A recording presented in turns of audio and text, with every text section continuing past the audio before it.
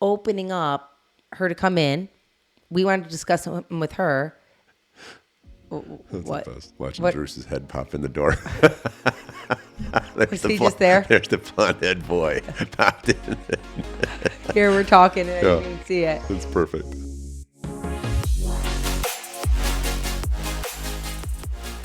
Hello, everyone. We are Greg and Jacquie Francis, and welcome to High Performance Parenting, where our passionate goal is to encourage you to raise champion children in a crazy world. Every week, we will bring you multiple episodes from our extensive experience of raising our six happy, healthy, successful, godly kids who are confidently equipped to win big in life. We deeply believe that any parent who is provided with the right knowledge and continual support can raise amazing kids. And when they do, all of our futures get better. If raising up future generations of absolute champions matters to you as much as it does to us, here's how you can contribute. Like and share this podcast with everyone you know. And together, let's embrace this journey of raising champion kids in a crazy world. All right, welcome back. I'm excited to talk today. This is a great topic that we have. What are we talking about? We're talking about taking ordinary moments and making them important, almost like discipleship with our kids, and not trying to wait for like a special time to have certain conversations, kind of letting the Holy Spirit guide us on our everyday life, what it looks like to chat with our kids about different topics. Yeah. Hey, what do you call someone with no body and no nose? I don't know. Nobody knows. Oh my gosh. Back to the dad jokes. That's a good one. Nobody knows. Here I'm going on a serious topic and Greg's excited to tell me this joke. Oh, Greg Francis. All right. Jacquie Francis, what are we doing? I just told you. Okay, tell me again. I couldn't focus. I I didn't think you needed to tell my Then joke. don't ask next time. Well, Wait till the joke's over.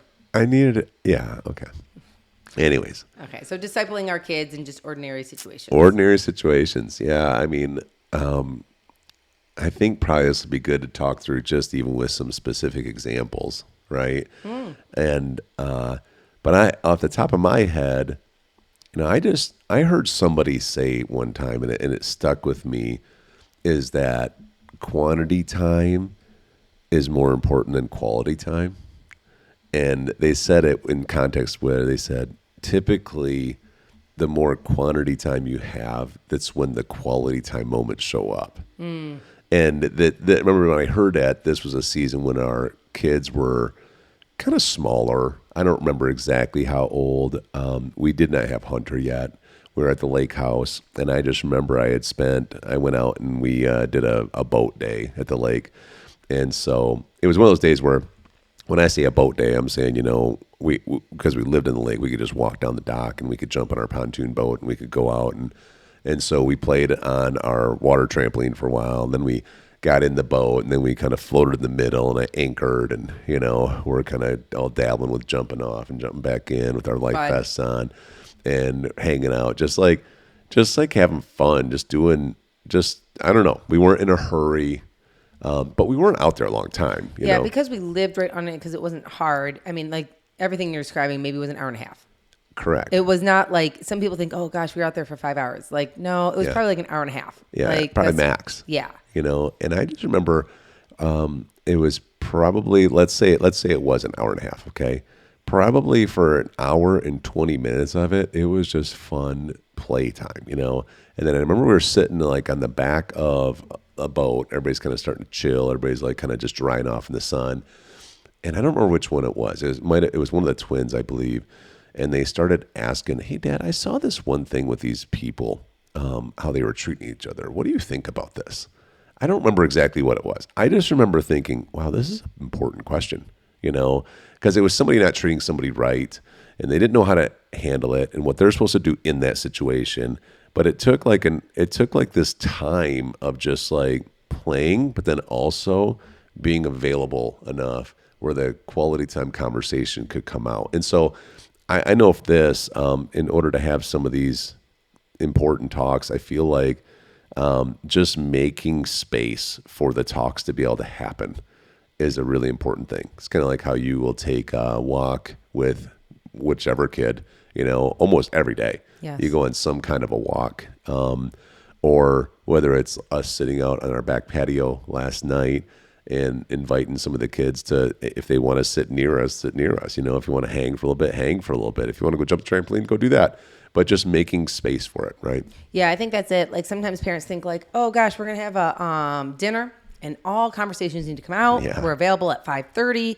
Dinner needs to end by 6:15. Let's do cleanup duty. And by the way, if you didn't get your topic in before that, let's try again tomorrow at dinner. Right. You know, our life has always been a little more flexible when it comes to meals. I kind of grew up, and Greg grew up, where like you sat down for dinner as a family. Usually dad would get home. It was dinner time. Mom had a great meal ready. Kids had helped set the table.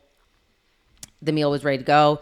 Everybody would converse for 45 minutes to an hour, clean up, and then it was kind of like chill time at our house. And I think similar to your house, because your dad went to bed kind of early because he had an early morning work schedule. Yep. And so that was kind of it. Moms were available throughout, like if you wanted to talk to them about something. But normally it was just kind of like, I mean, you got home from school and you only had a couple hours till dinner, right?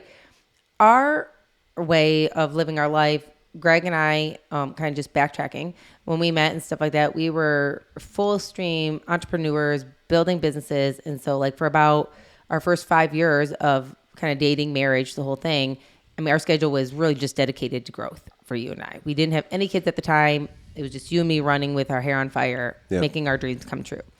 Then we decided to start our family. And at that point, we're kind of like, so how does this look? Like we haven't sat down as a family to do like meals throughout the time. It's always just been you and me. And so we kind of made this decision. We were going to be a little different. We didn't want to have the structure because it just didn't really work with our lifestyle. So we never really sat down as a family every night to have dinner. You know, it would be like I'd feed all the kids. Greg would kind of eat when he was ready and stuff like that. So we never really developed like the dinner meal combos. Okay. As the kids got older though, Greg and I would always be around all day long.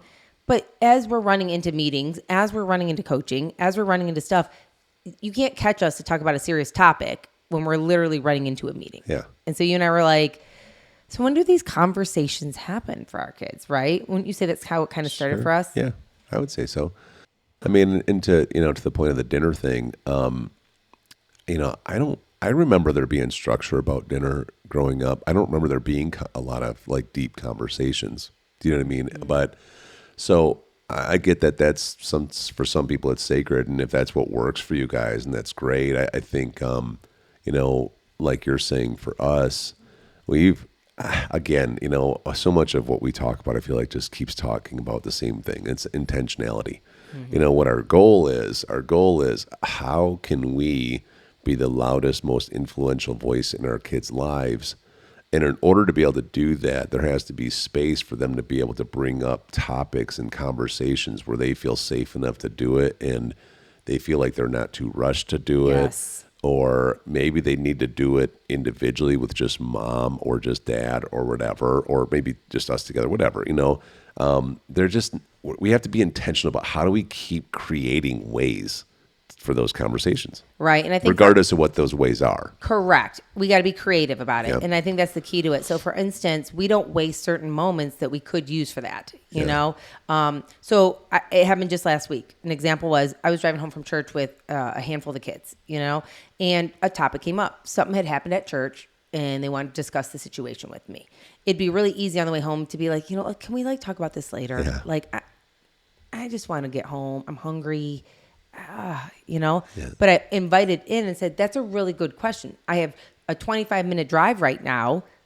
Let's, instead of turning on the music or listening to like a voice message of something else or a podcast or anything else, I'm going to pour into my kid with their question. And I got to teach 5 of them, or how many times have like maybe Greg and I are like just relaxing, look at the sunset, chilling at the end of the night, you know what I'm saying? And it'd be really easy to say, oh my gosh, what a long day. I just want to talk just to my husband, or my husband just wants to talk to me. We don't really want to talk about all the kids stuff, but we invite part of the night to them. Maybe not the whole night. That's right. But like you and I normally start winding down, let's say around 6:30, you know what I mean? Dinner for us has kind of already been mapped out, we do our team meetings once a week, but we map out the rest of the dinner for the week. And so about 6:30, you and I might be relaxing. So let's say the kitchen's cleaned up with the kids by 7, we might, have had 30 minutes together, but knowing we want a little more time later, if a kid starts coming around and are like, hey, do you guys mind if I sit with you? It'd be really easy for us to be like, no, not tonight. Dad and I are talking all night. and I'm not saying some nights aren't dedicated to that, Yeah. but the majority of the nights we wait to have our alone time till maybe 9 when they are actually kind of wrapping up their night. And we're like, we'd love for you to sit down. And as they sit down, next thing you know, a topic comes up that they had a question about. You know, and so we're inviting them to sit down. We're inviting laughter and fun. And before you know it, they're like, hey, Mom, Dad, I have a question I actually wanted to ask you guys. And we're like, all right. And we invite, I think the biggest thing that we've learned, and I learned this a long time ago, I had heard from somebody, is when your kids do bring something to you, though, not to look shocked all the time. Okay, so if the kids come to you, for instance, and it's happened this year, hey, Mom, I was at tennis, and some of the kids were talking about, you know, like prom coming up or something like that, and how they're going to go hang out at somebody's house afterwards, and they're kind of excited to hang out with their boyfriend at their parents' house, and they're hoping the parents don't hang out at the house, that they get to be there alone. And I think I understood what they were saying they were talking about, but what do you think they're talking about? And we get to have this good conversation. Yeah. Next thing we're talking about, you know, I mean, real life high school situations. Oh, yeah. And we're like, wow, really glad you brought this to us. This is a great topic. Actually, can you ask your sisters if they'd like to join us? We'd like to talk about this. And we didn't even know that was on their heart Sure. to discuss, right? Sure. And you and I didn't have those kind of avenues. So what did we do? Go figure it out on our own with our friends. And we don't want our kids to do that.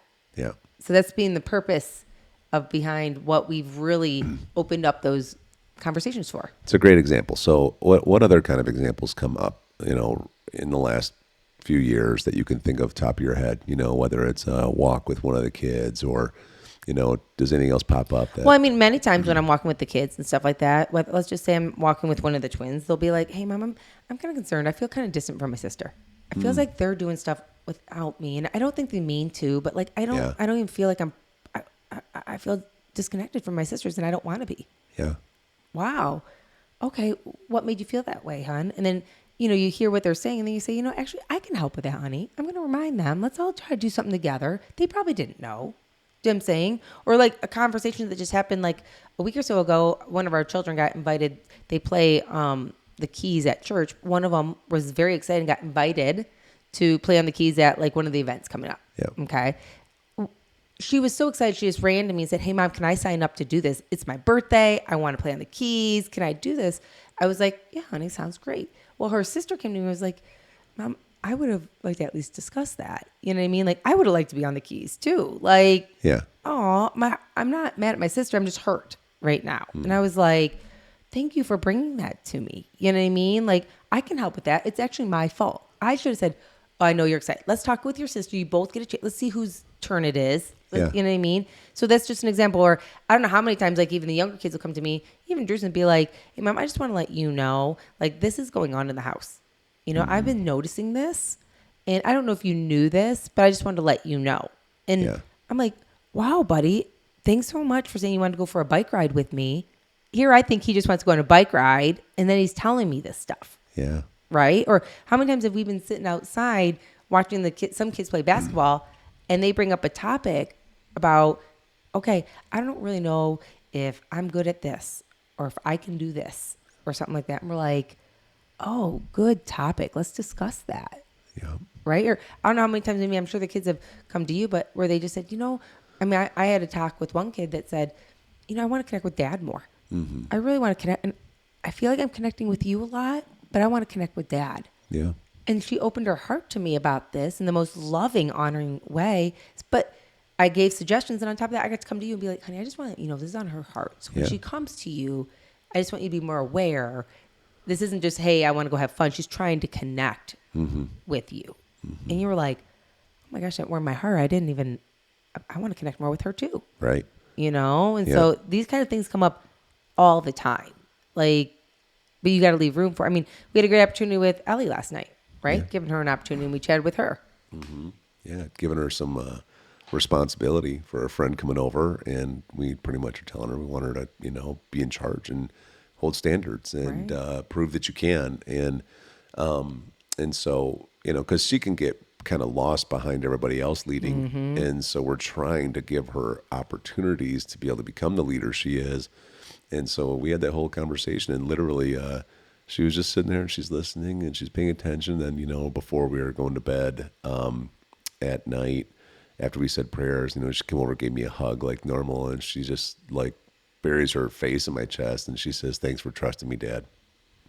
And it's just cool, those special little moments. But it'd been one thing to have a friend over and not have that conversation, and not take the opportunity to be like, we know you're a leader, and we just want you to live up to it. Yeah. It wasn't a like, you better do it or else. It was No. more of a, hey, we know you got this, but we expect you to have it, And that all happened at the end of the night. Yeah. Like that conversation where we were opening up her to come in. We wanted to discuss something with her. That's What? the best. Watching What? Bruce's head pop in the door. Was he just there? There's the blonde-head boy popped in. Here we're talking and I didn't even see it. That's perfect. But it's like, it's just. You know what his question is, right? Mom, can I have some more oatmeal? Kid is on an oatmeal I call kick. him Oatmeal Joe. He's just. Why Oatmeal Joe? Where'd Joe get I involved? don't know. Who's Joe? He loves his oatmeal. But I think more than anything, we're just trying to tell you, like, those conversations, they have to be in a position where you've actually welcomed them in. Kids won't naturally come talk to you about stuff. In fact, they'll keep it inside thinking they're bugging you. Yeah. I don't want to bother my parents, or I don't want to get in trouble, or I don't know what they're going to say, or anything like that. We got to invite them in and give room for them, because if not, by default, they won't happen. And then we're wondering why our kids aren't connected and they're making decisions that we've never prepared them for. Yeah, and I'd say last point on this, and sometimes, I remember having times where, like, say one of our kids isn't acting as normal as they would, I would say, and they aren't bringing stuff to us, Yes. but we would kind of keep pressing, we'd keep making ways. You'd be like, I'm going to take, so-and-so in the car with me. Can you take the other kids to, Yes. So it makes space, and you're kind of pressing, and then, whatever, we just kept kind of, every time we're around, like, hey, what's going on? And eventually they're like, comes out. okay, but yeah. So anyways, good. great topic. Hey everyone, thanks for listening and thanks for your love and support. We hope that today's episode added tremendous value to you and your family. It would mean so much to us if you would partner with us on our mission of helping parents around the globe raise champion children in this crazy world. To do so, simply take a moment to like and share this podcast with everyone in your network. See you next time.